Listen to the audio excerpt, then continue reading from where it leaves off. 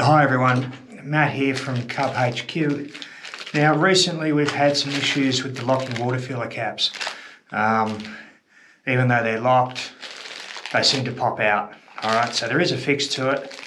The original supplier sent a video through and it was a bit hard to get hold of, timed out, all that sort of stuff. So what I've got here, brand new one in the plastic.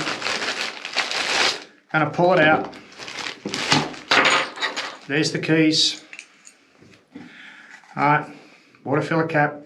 Now it comes from the factory already locked. I'll just put the key in. Yep, it's already locked. Now,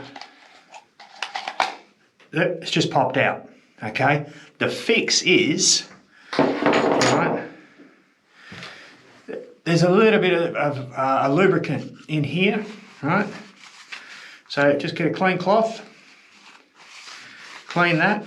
Right, then in here you've got the rubber washer in there, so just lift that out, pop it out, right, in here, clean that plastic section in there, right, clean both sides of this rubber washer, right.